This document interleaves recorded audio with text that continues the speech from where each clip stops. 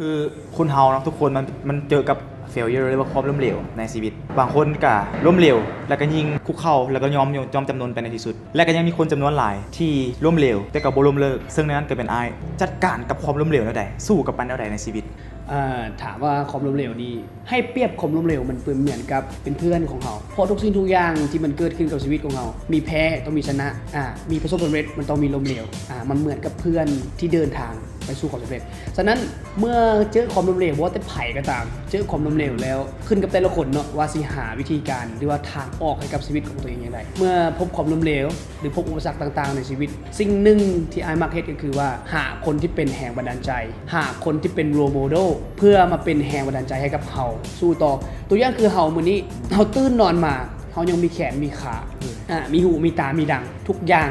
ครบถ้วนแต่เบิ้งกับบางคนที่เขาบ่ได้มีโอกาสเขายังขาดสิ่งต่างๆเพราะจะเป็นแขนเป็นขาแต่เขายังสู้ชีวิตสู้กับสิ่งที่เขาล้มเหลวมาได้นอกนั้นก็ต้องหาแรงบันดาลใจหาคนที่เป็นโรโมเดลที่เขาประสบผลสำเร็จของคนระดับประเทศคนระดับโลกของคนประสบผลสำเร็จที่เราอยากจะเป็นโรโมเดลที่สุดของค่อยตอนนี้มันก็มีหลายคนเนาะแต่ว่าคนที่สำคัญที่สุดที่เป็นแรงบันดาลใจค่อยในเวลาที่ค่อยล้มเหลวคือคนหนึ่งปัจจุบันนี้ เราก็เป็นมหาเศรษฐีเนาะของโลกคนนี้ค่อยเคยเบิ้งสัมภาษณ์แล้วบอกว่าในมื้อนี้นะเจ้าบ่สามารถเลือกเกิดได้แต่ถ้าเจ้าสู้เจ้าสนเจ้าบ่ยอมแพ้ต่ออุปสรรคต่างๆในชีวิตเจ้าสามารถกำหนดลิขิตชีวิตตัวเองได้คนนั้นคือบิลเก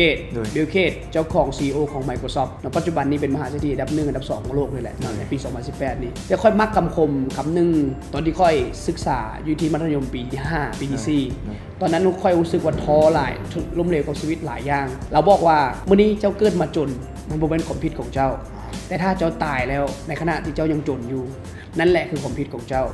เราบอกว่าชีวิตทุกคนเขาบ่สามารถที่จะเลือกเกิดได้แต่เขาเลือกที่จะดำเนินกำหนดชะตาชีวิตของเขาได้เมื่อนี้ถ้าเขาล้มเหลวเขาผิดหวังเขาท้อแท้กับอุปสรรคชีวิตต่างๆให้เขาเบิ่งกับคนที่เขายังบ่มีโอกาสเบิ่งย้อนกลับไปคนที่เขาล้มเหลวกับเขายังมีหลายฉะนั้นพยายามว่าหาโรโมเดลที่เป็นแรงบันดาลใจให้กับเขาเวลาที่เราท้อเวลาที่เราหมดกำลังใจให้เราถามตัวเองครับว่าปัจจุบันนี้สิ่งที่เราเฮ็ดปัจจุบันนี้เราเฮ็ดเพื่อไผถ้าเราคิดถึงว่าเราเฮ็ดเพื่อไผ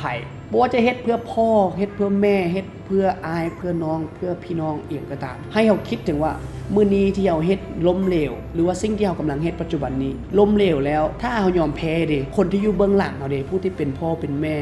ผู้ที่คอยความหวังจากเราเด้เขาสิเบิ่งเราจังได๋ฉะนั้นเราคิดถึงว่าเราสู้เราเฮ็ดปัจจุบันนี้เฮ็ดเพื่อไผถ้าเราคิดถึงว่าเราเฮ็ดเพื่อคนใดคนหนึ่งแล้วชีวิตของเราหรือกำลังใจของเรามันจะมาเองส่วนใหญ่คนบางคนก็อาจจะเฮ็ดเพื่อตัวเองเนาะคนบางคนก็อาจจะเฮ็ดเพื่อ